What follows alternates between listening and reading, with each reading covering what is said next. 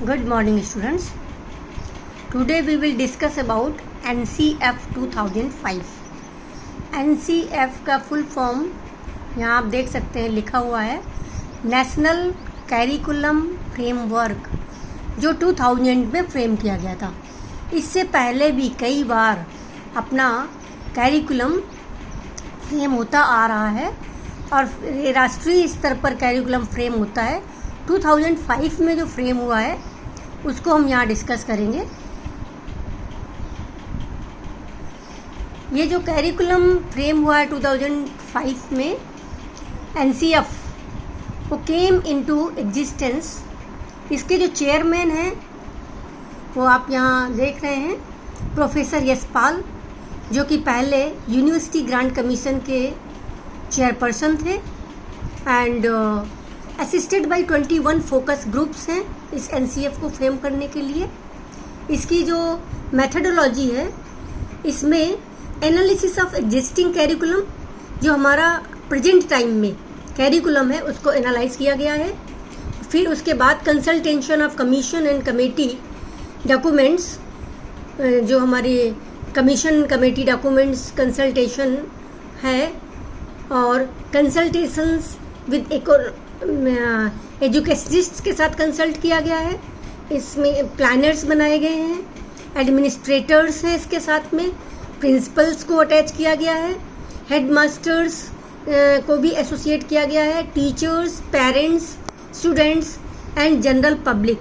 All these groups जो हैं वो इस एग्जिस्टिंग कैरिकुलम को एनालाइज करने के लिए मेथडोलॉजी तैयार की गई है। अब 5 जो गाइडिंग प्रिंसिपल्स हैं इस NCF के, वो कौन कौन से हैं? वो प्रिंसिपल्स में से पहला है connecting knowledge to outside world.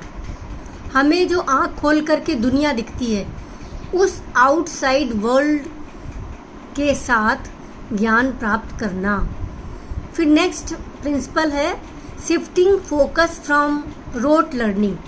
हमारी जो रोट लर्निंग है, रोट लर्निंग मतलब रटने वाली, जो याद करने वाली रटंत विद्या, उस रटंत विद्या से हमारा फोकस शिफ्ट करके क्रिएटिविटी की तरफ, सृजनात्मक लर्निंग की तरफ लाना है। Enriching curriculum beyond text books. आज टेक्स्ट बुक्स तक ही सीमित नहीं रहना है, बल्कि टेक्स्ट बुक के बियॉन्ड भी अपने कैरिकुलम को और अच्छा बनाना है, पोटेंसी उसमें देनी है, एनरिच करना है। Making evaluations, monitoring more flexible and integrated to classroom work. हमारे जो क्लासरूम वर्क है उसको भी ज़्यादा इंटरेस्टिंग बनाया जाए और फ्लेक्सिबल बनाया जाए, उसको अच्छे से मॉनिटरिंग की जाए, उस क्लास में बच्चों का मॉनिटरिंग ढंग से हो, इवैल्यूएशन जो बच्चा करता है उसका असेसमेंट अच्छे से हो।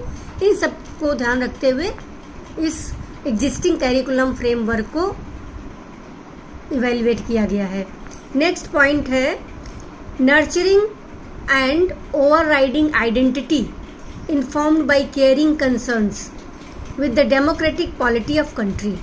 हमारी जो डेमोक्रेटिक कंट्री है, वहाँ इस कंट्री में जो नर्चर कैसे करना है बच्चे को, वो इसका प्रिंसिपल लिया गया है।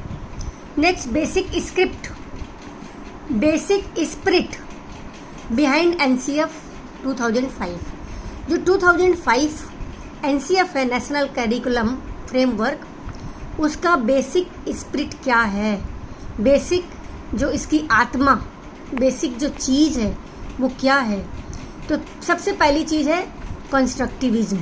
जैसा कि अभी हमने रोट लर्निंग को हटाने की बात की थी, कि जब रोट लर्निंग हम हटाएंगे तभी कहीं कंस्ट्रक्टिविज्म, सृजनात्मकता बच्चे के अंतर्गत आएगी, वो सोचेगा। तो believing in ability of child to construct the knowledge, ये सोचना, ये विश्वास करना कि बच्चे के अंदर अपने आप ज्ञान को प्राप्त करने का क्षमता है। दूसरा है freedom to learn and participate करने में और सीखने में स्वतंत्र होना। Teacher as a autonomous facilitator, जो बेसिक इसकी स्पिरिट है वो ये है कि टीचर तो ऑटोनॉमस फैसिलिटेटर है एंड बच्चे अपने आप सब सीखते हैं।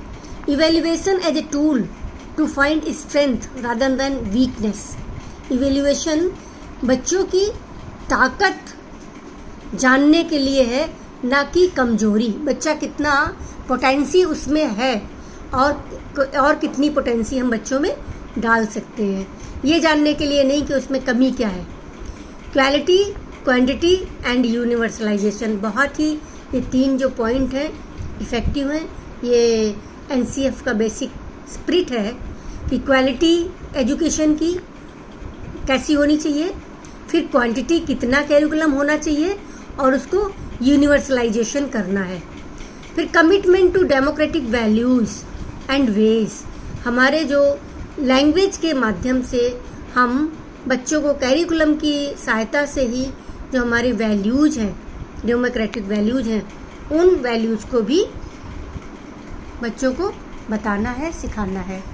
हमारा जो कैरिकुलर एरिया है उस कैरिकुलर एरियाज़ में यहाँ पे हमने लैंग्वेज, जो हमारी भाषा है, उसको हमने लिया है। भाषा हमारी रैशनल होनी चाहिए। Primary be covered in home language, mother tongue के साथ प्राइमरी एजुकेशन कवर की जानी चाहिए।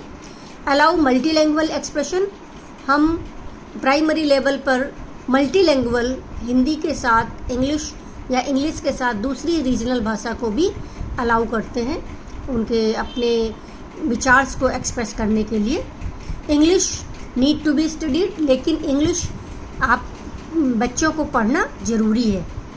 इन English medium schools Indian language need to be valorized. जो इंग्लिश मीडियम स्कूल्स हैं वहाँ इंडियन लैंग्वेज को वोलराइज करना ज़रूरी है। Performance should be assessed as language proficiency, language में प्रोफिशिएंसी लाना ज़रूरी है, वही परफॉर्मेंस असेस होती है उसी से। Language teacher need to have high proficiency, language teacher को, भाषा का जो टीचर है उसमें हाई प्रोफिशिएंसी की ज़रूरत है। एंड लैंग्वेज स्किल्स जो हैं वो कट अक्रॉस ऑल सब्जेक्ट्स में भी होना चाहिए लैंग्वेज के साथ साथ, क्योंकि टीचर को इंग्लिश जो लैंग्वेज पढ़ानी है वो कंटेंट हर सब्जेक्ट्स के मिलेंगे। आपको साइंस के भी मिलेंगे, आपको बायो के भी मिलेंगे, आपको सोशल स्टडीज़ के भी कंटेंट मिलेंगे। तो लैंग्वेज स्किल्स को कट अक्रॉस ऑल सब्जेक्ट्स में नॉलेज होना चाहिए। 3 लैंग्वेज फार्मूला को रिविटलाइज करने के लिए कहा है कि जो आपका एक हिंदी लैंग्वेज, दूसरा इंग्लिश और तीसरा आपका रीजनल लैंग्वेज, वो 3 लैंग्वेज फार्मूला।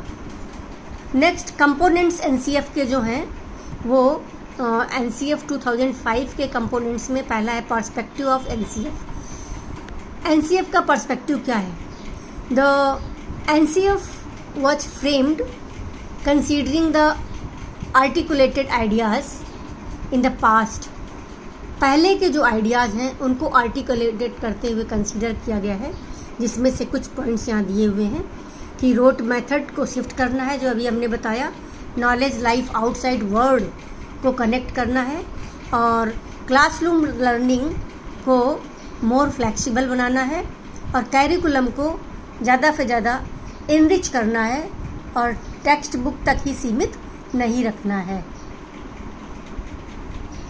इसके अलावा जो हमारा एनसीएफ का फोकस है, उस नेशनल कैरिकुलम फ्रेमवर्क का फोकस हमारे किन पॉइंट्स पर है, वो पॉइंट्स हमने यहाँ पर इंक्लूड किए हैं। तो फर्स्ट पॉइंट है learning without burden to make learning a joyful experience.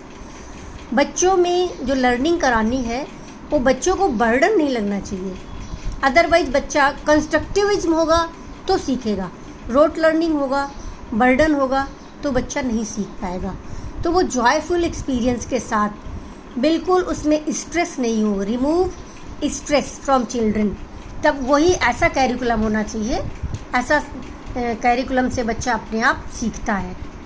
And NCF recommended major changes in the design of syllabus. हमारा जो सिलेबस है उसमें बहुत सारे मेजर चेंजेस को रिकमेंड एनसीएफ ही करता है और सेंस ऑफ सेल्फ रिलायंस को डेवलप करता है नेशनल फ्रेमवर्क, जो करिकुलम फ्रेमवर्क है, और इंडिविजुअल की डिग्निटी को भी डेवलप करता है एनसीएफ। और चाइल्ड सेंटर्ड अप्रोच है, जो हमारा नेशनल करिकुलम है वो चाइल्ड सेंटर्ड है, ताकि चाइल्ड सेंटर्ड होता है तो बच्चे बहुत इंटरेस्ट से उसको लर्न करते हैं। To inculcate the feelings of oneness, हम सब एक हैं, एकता की फीलिंग्स इंक्लूड है। Democracy, unity and the students को इंक्लूड किया गया है। जैसे पहले हमने स्टार्टिंग में ही बताया था, इसके चेयरपर्सन जेपी नायक, उन्होंने डिस्क्राइब किया है कि इक्वालिटी, क्वालिटी और क्वांटिटी, इन तीन चीज़ों पर बहुत ज़्यादा ध्यान दिया गया है।